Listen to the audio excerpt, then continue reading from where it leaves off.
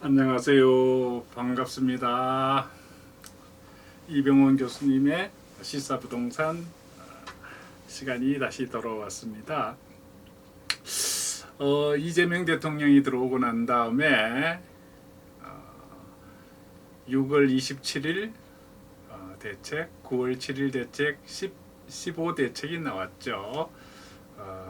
여러 이제 정책이 나오면은 약효가 보통 옛날에는 석 달은 갔는데 요즘은 두 달만 가도 약효가 다 떨어지는 것 같습니다. 그래서 10일 이제 1월 중순에 다시 대책 발표가 나온다고 얘기하죠.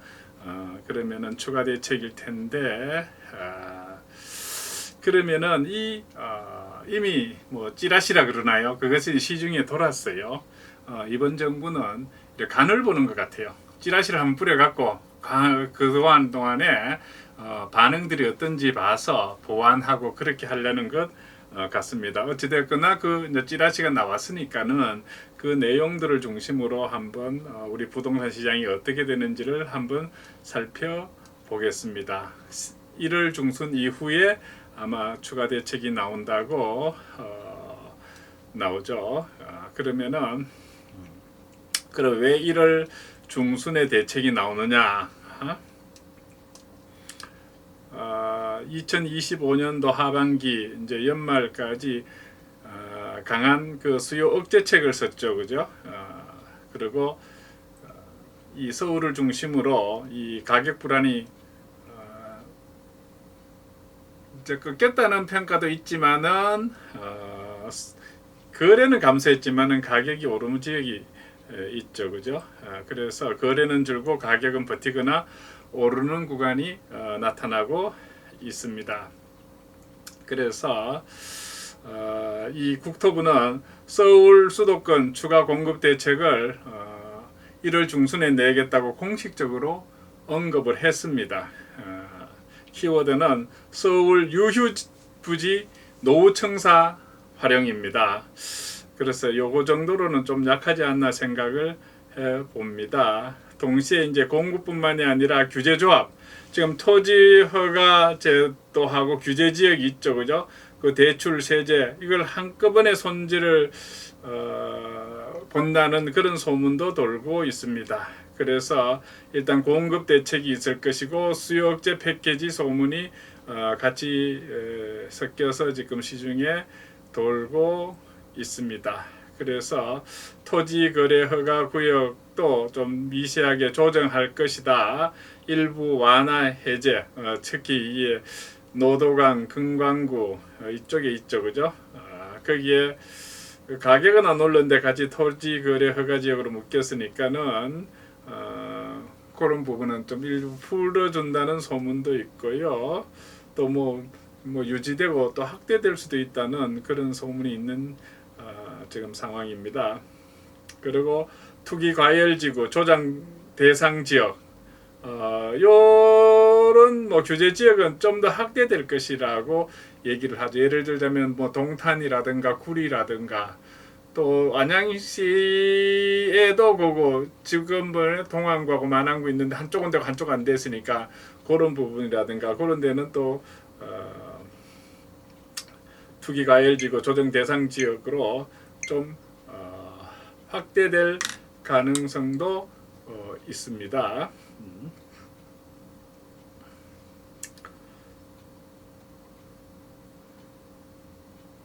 그리고 서울 외곽 수도권으로 아마 그 투기 과열지구나 조정 대상 지역은 더 넓을 수 있다는 관측이 있고 또 이 전세 대출 주담대 등 대출 수요 추가 억제, 특히 기존에 주택 있는 사람이 전세 사러 가면은 그 대출 그 앞으로는 안 해주겠다는 얘기입니다. 또 전세 대출 DSR 적용을 확대해서 규제 지역 내에 기존에 주택을 가진 사람이 전세로 갈 때에 전세 자금 대출을 안 해준다.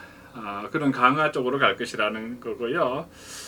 그래서 이 10-15 대책에서 전세 대출 DSR 반영 같은 이 방향성이 제시된 바 있었기 때문에 뭐 그 연장선이 아니겠나 생각이 됩니다. 그리고 사업자나 법인들 이 그 대출 자금을 이용해서 갭 투자를 한다든가 뭐 이런 거를 이제 상세히 보겠다는 거죠. 그래서 주택을 사기 위한 우회 자금 통로를 더 재는 그런 정책이 나오지 않을까 생각이 됩니다. 또 세제 쪽에서 보면 다주택자 양도세 중과가 이제 5월 9일이면 이제 중과가 유예되는 게 종료가 되죠, 그죠? 연장을 할 것인가 말 것인가? 여러분 어떻게 생각하세요? 뭐 윤석열 대통령 때 해서 또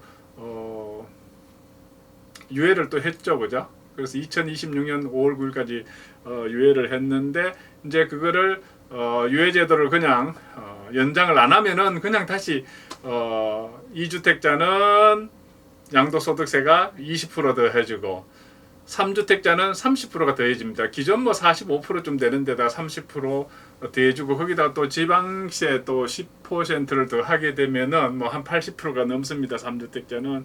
그래 이거를 어떻게 할 것인가. 5월 9일인데 제가 보니까 이것도 정부에서 간보는 것 같아요.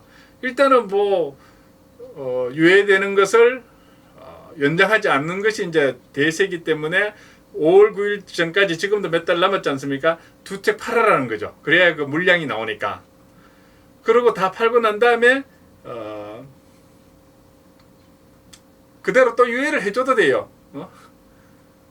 그러니까 유예 안 해주면은 일단은 5월 9일까지는 거래가 좀 늘어나겠죠. 다주택자들이 이제 물량을 내놔서 팔고 그리고 이제 유예가 없어지면은 다시 20% 30% 중과를 더 하기 때문에 그때 되면 이제 거래 물량이 확 잠기죠. 거래가 급감하게 됩니다. 자 그렇기 때문에 또 이런 소문이 있죠. 일단은 5월 9일에 가서 유예를 연장은 안 해주되 2주택자는 20% 가는 10%, 3주택자 이상은 30%가 아니라 20%로 해서 조금 미세 조정한다는 그런 소문도 있습니다. 거기에 해당되시는 분은 잘 생각해 보시기를 바랍니다. 또 이제 장기 보유 특별 공제 또 축소하는 이런 내용이 있어요. 지금 문재인 정부 때부터 이거를 이제 일가구 똘똘한 한 채로 다 몰아놨는데 이 똘똘한 한 채가 많이 됐어요. 2주택, 3주택, 다주택자들이 많이 팔았어요. 그럼 한 채만 갖고 있는데도 이제는 한 80%그 소유기간과 주거기간을 합쳐서 80%까지 공제될 수 있는데 이거를 양도세를 그걸 축소하겠다. 80%를 가지고 60%까지 줄이겠다는 말도 있고 이제 방법엔 여러 가지 방법이 있겠죠, 그죠? 사는 그 기간하고 소유 기간 이거를 잘 조정해서 60% 40% 줄일 수도 있다. 이제 이런 소문도 있는데 일단은 장기 보유 특별 공제 축소도 지금 고려 중에 있다는 얘기입니다. 그래서 이 5월 9일 날 다주택자들 그 징벌적인 중과가 유예될 것이냐 안 될 것이냐 이것도 정부가 뭐 한 70-80%는 유예가 종료될 걸로 생각되는데 그래서 거래가 그동안이라도 일어나게 할 것 같은데 또 연장할 수도 있거든요. 또 그걸 또 20% 30%를 10% 20%로 조정한다는 그런 내용들이 있습니다. 그리고 이 공급 대책에 있어서 서울 유휴부지와 노후청사 활용해서 공공주택 공급을 하는 것을 일부 좀 제도를 좀 손질하겠다는 얘기가 있고요. 요거는 뭐 상당히 근거가 있습니다. 그리고 토제 조정은 이 대책 시나리오와 이제 효과와 부작용들을 한번 살펴봐야 될 거예요. 그래서 한 시나리오 A는 핵심 지역을 유지시키고 일부 주변 완화, 핀셋 조정이라 그러죠, 그죠? 여기에 이제 노도강이라든가 이쪽으로 되겠죠, 그죠? 금강구. 그렇게 해서 거래 절벽 완화를 시도할 것이고, 또 한 두 번째 시나리오 B에 보면은 과열 확산 우려로 그 지역이 확대될 것이다. 그래서 풍선 효과를 차단하겠다는 그런 목적이죠. 만약에 이것이 완화로 읽히면은 단기적으로 거래량이 늘면서 가격 기대 심리가 되살아날 수가 있습니다. 만약에 강화로 읽히면은 거래가 더 위축되지만은 매물 잠김이 겹치면서 가격이 생각보다 안 떨어지는 구간도 가능할 것입니다. 그 무엇보다도 이 토지 거래 허가제는 이 메시지가 워낙 강해서 완화되든지 강화되든지보다는 어떤 지역을 어떻게 할 것인가가 핵심입니다. 그래서 규제 지역을 확대하고 대출을 억제시키고 그래서 수요 억제 패키지가 또 되지 않을까 하는 그런 예상이 있습니다. 그래서 10.15 안정화 대책에서 규제지역 토제를 확대시키고 고가 주택담보대출 한도를 차등했고 또 스트레스 금리 그것도 또 이렇게 조정을 했죠. 그래서 이제 금년 2026년 1월부터는 이제 거래 신고, 자금 조달 관련 투명성 강화 등 제도도 더 촘촘해지는 그런 경향이 나타날 것입니다. 그리고 대출 규제가 더 강화되면은 실수요자 특히 갈아타기나 전세 끼고 하는 그런 것들이 이제 막히기 쉽습니다. 그래서 금리나 공급 또 입주 물량 상황에 따라서 거래는 막혔는데 가격은 버티는 현상이 재현될 수가 있어서 정책은 결국 공급을 늘리면서 해야지 효과가 나타난다는 거죠. 또 사업자 법인 우회 자금이 주택 자금으로 들어오는 것을 차단하겠다라는 예상이 됩니다. 그래서 사업자 대출의 용도 관리를 강화시키고 비주택 담보대출을 통한 레버리지 규제, 또 법인 다주택자의 추가 취득 자금 통제도 할 것이라는 소문이 돌고 있습니다. 그래서 투기 억제 명분은 강하지만은 동시에 임대 공급, 소형 주택 공급 주체까지 위축시키면은 전월세 시장에 불리하게 작용할 수도 있습니다. 그래서 실제로는 정교한 그 실수요 또 사업자 등을 붙이는 그런 그쪽으로서 본다는 얘기가 있고, 그래서 예외 설계가 시장 반응을 좌우할 것이라는 얘기입니다. 그래서 세제를 중과할 것인가, 장기 특별 공제도 줄이면은 매물 잠김과 잠김의 줄다리기가 현실증이 될 것입니다. 그래서 자주택자 양도세 중과는 일단 5월 9일까지 돼 있으니까는 그 전에 많이 매물이 나와서 매물 유도를 하죠, 그죠? 지금은 그거를 미리 섣불리 막 얘기하지 않고 놔두는 거죠. 그래서 이제 5월 9일이 지나면 이제 거래가 위축이 되죠. 왜냐하면은 20% 30% 중과가 되니까는요. 그래서 이 유예가 끝나서 자동으로 박원될 때는 이제 5월 9일까지는 매도 압력이 있을 것이고, 그냥 거기 5월 9일이 지나면 이제 매물이 잠기게 되죠, 그죠? 그렇습니다. 그래서 세제만으로는 가격을 누르기보다는 거래량과 매물 출회에 영향을 크게 줄 것입니다. 그래서 이 장기 특별 공제를 축소시키면은 장기 보유 갈아타기 수요가 흔들려서 중장기 거래 패턴 변화를 만들 수가 있습니다. 이거는 지금 루머에만 있지만은 그 해당한 신문은 잘 유념해야 될 것입니다. 그래서 이 누적 수요를 해소하기에는 지금 공급 물량이 많이 부족합니다. 그래서 이 앞으로 이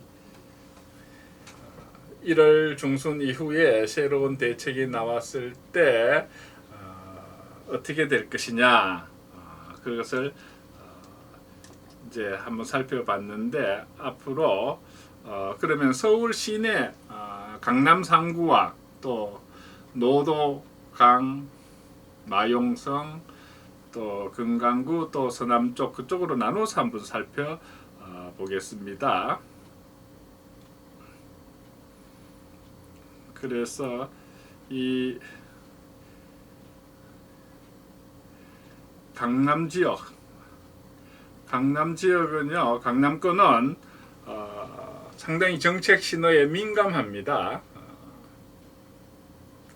자꾸 이 상바 오를 요인들이 많죠, 그죠? 학군이라든가 또 희소성이라든가, 요즘 또 송파구 쪽에는 신축이 많죠.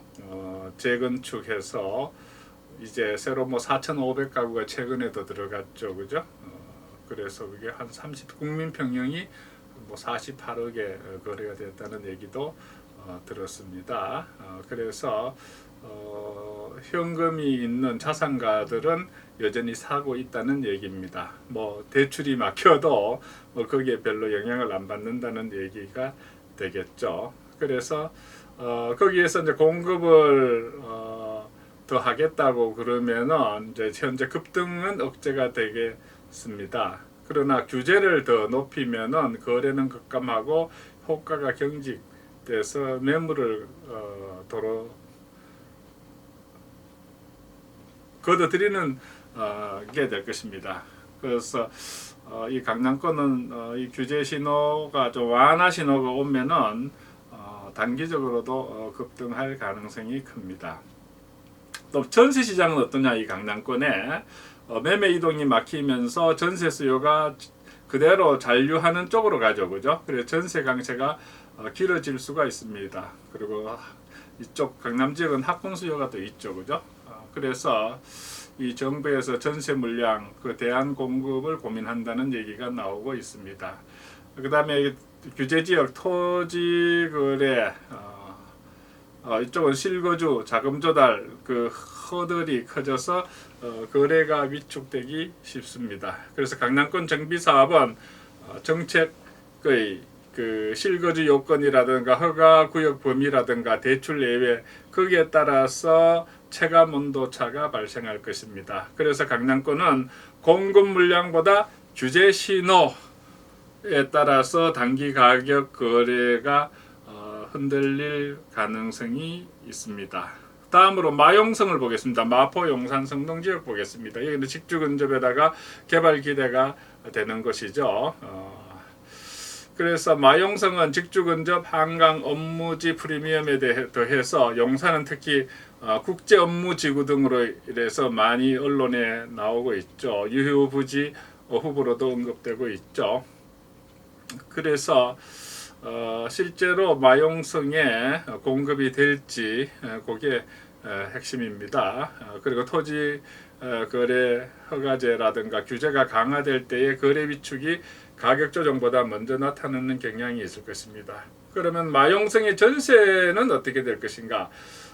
신축 대단지 선호가 강해져서 전세도 좋은 물건만 비싸게 가는 양극화가 나타나기 쉽습니다. 규제를 높이게 되면 매매 이동이 줄어서 전세 수요가 남고 조합 만약 이걸 완화시키면은 매매 전환이 늘어서 전세가 숨고르기를 할 수가 있습니다. 자, 거래 정비 면에서 보면은 용산 등 일부 지역은 토지 거래 허가라든가 규제 논의가 계속 언급돼 왔었고, 또 서울시와 국토부 사이에 규제 완화 논의가 진전이 없었다는 보도가 최근에 나왔었습니다. 그래서 이 마용성 지역은 공급이 붙으면은 안정되겠지만은 반대로 규제만 강화되면은 거래는 얼어붙게 되고 가격은 버티는 패턴이 될 것입니다. 그 다음 노도강 보겠습니다. 노원구와 도봉구와 강북 지역을 보겠습니다.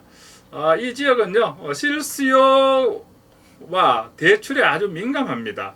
그리고 정비사업 기대가 또 혼재되어 있습니다.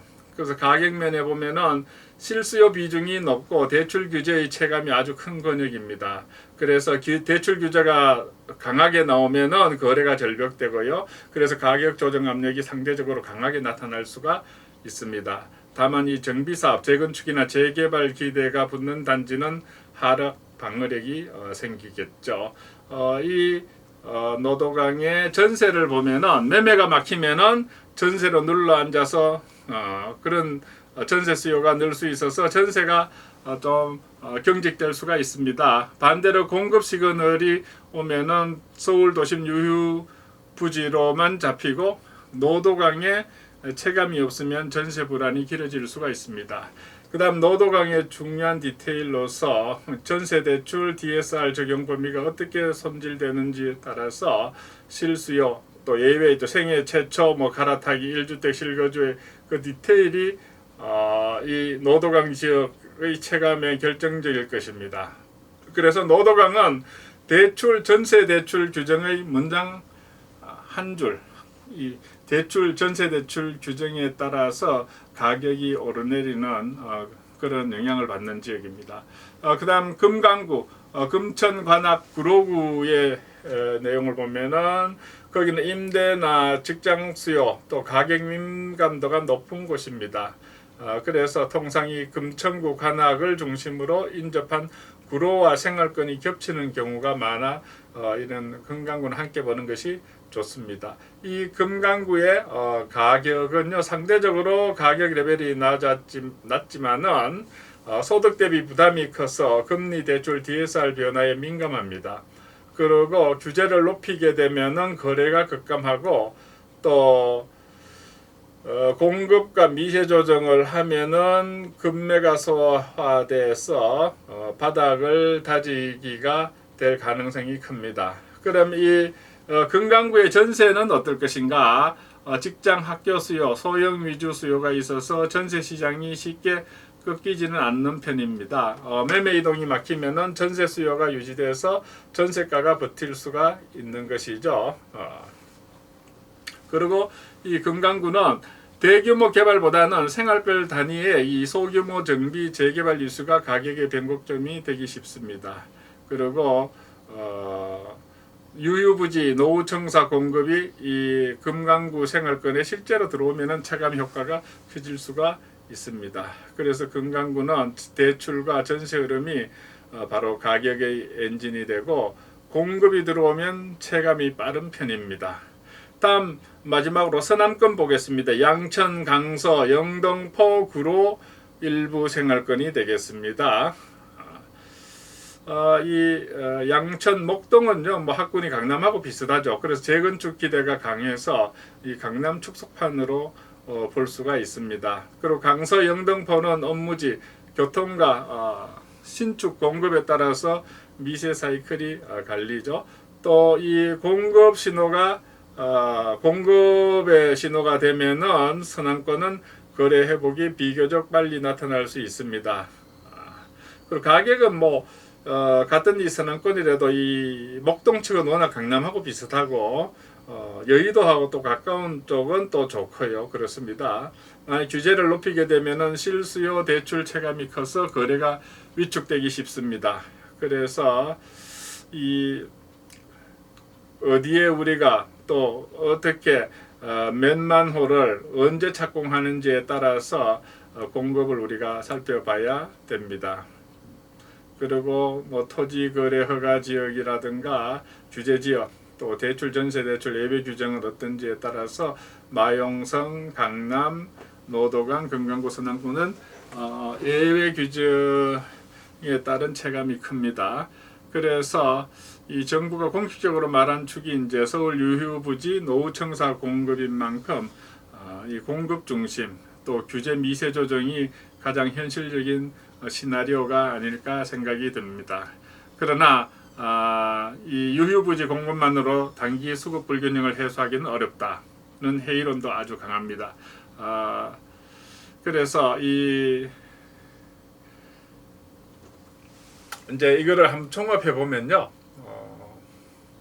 통화량은 계속 늘어난다고 그랬죠. 그러면 돈의 가치가 떨어져요. 그러면 실물 자산인 부동산 가격이 높아집니다. 또 지금은 현 정부에서 주식시장으로 많이 드라이브를 겁니다. 그래서 주식시장에서 특히 하이닉스, 삼성전자가 많이 올랐습니다. 그걸 쭉 봤을 때 주식시장이 화랑을 보이면은요, 몇 개월 뒤, 보통 뭐 6개월 뒤라고 그러는데, 그때 되면 그 자금들이 다시 부동산으로 옵니다. 그래서 최근에 하이닉스가 뭐 서너 배 올랐지 않습니까? 올랐으면 그 차익을 낸 사람들이 주식시장에서 부동산 시장으로 얼마나 왔느냐? 한 1조 조금 넘게 왔다고 그래요. 그런데 그 차익이 뭐 1조만 됐어요. 엄청난 금액이지 않습니까? 그죠? 그러면은 그 금액이 아직도 부동산으로 온 거는 한 1조 정도밖에 오지 않았기 때문에 앞으로 더 많은 주식시장에서 돈을 번 사람들이 이제 부동산 시장으로 올 것이라고 기대가 됩니다. 그렇게 되면은 부동산 시장은 지금 여러 가지 지금 참 정부로서도 고민인 것이 일단은 통화량을 많이 지금 공급하고 있죠. 그리고 금리도 올리기보다는 내려야 될 가능성이 높죠. 그리고 공급 물량이 특히 서울은 적습니다. 수요 대비 공급량이 절대 부족하죠. 거기다가 주식시장이 화랑이 됐으니까 지금 뭐 5천선을 향해서 가고 있는데 그 동안 한 3천에서 5천까지 가는 거, 이 많이 돈 번 사람들이 결국은 또 부동산으로 온단 말이죠. 그렇다면 이 부동산 시장은 제가 보기에는 2026년도는 제어하기 좀 어렵다는 생각을 해 봅니다. 그래서 저는 이제 마치면서 왜 부박 이병헌 교수님의 시사 부동산을 했냐? 제가 건국대학교 부동산학 박사를 했다 그랬지만 그 전에 제가 은행에 근무를 좀 했습니다. 그냥 잠시 근무한 게 아니고 책임자도 했죠. 종합기획부 대리도 했고 자금부 대리도 했고 그러다가 경제연구소에 가서 제가 연구를 했습니다. 그럴 때 대학 교수가 되기 전이니까 시간 강사를 서울에서 여러 군데 했습니다. 그러면 연구소 있을 때에 제 강의를 듣는 학생들의 눈빛을 보면 알아요. 살아있어요. 참 매력적이에요. 왜냐하면 그는 교과서도 저는 필요 없거든요. 연구소에서 하는 것이 연구고 그 얘기를 해주면 눈빛이 바짝바짝 났는데 그걸 제가 이제 연구해서 그 연구한 내용들을 강의하니까 참 좋았다는 그 느낌이 있었습니다. 그래서 항상 저 대학 교수가 되더라도 내가 실무 은행과 경제연구소에 있었던 그걸 항상 견지하면서 했습니다. 실무에 항상 떨어지지 않겠다. 그렇게 해서 부동산에 대해서는 내가 강남에 한 40년 이상 살면서 집도 여러 번 사봤고 주위에 내 집 사준 사람 많아요. 우리 뭐 친인척들은 다 강남의 아파트들 다 갖고 있어요. 다 사게 했고 아는 사람들 제자들도 많이 사줬어요. 앞으로 시간이 가면서 하나하나 예를 들어 드릴게요. 뭐 우리 제자들 부자된 제자들도 여러 명 있고 그렇게 해서 저는 뭐 유튜브를 하지만은 이런 뭐 상업적인 뭐 그런 거 임장을 한다든가 회원을 모은다든가 뭐 후원금을 받아서 어떻게 한다 그것도 하지 않기 때문에 제가 아는 대로 제가 경제연구소에서 연구해서 학생들한테 가르쳤던 것처럼 지금 우리나라의 부동산 시장이 이렇고 이런 걸 여러분들한테 알려줌으로써 여러분들이 무주택자인 분은 빨리 집을 취득하게 하고 또 1주택을 갖고 계신 분도 상급지로 올라갈 수 있게끔 해주는 게 제 역할이라 해서 제가 아는 범위 내에서 가급적이면은 이 부동산 시장 흐름을 여러분들한테 알려주기 위해서 시사 부동산을 개설했습니다. 앞으로도 시사 부동산을 많이 기대해 주시면 고맙겠습니다. 여러분 시청해 주셔서 감사합니다.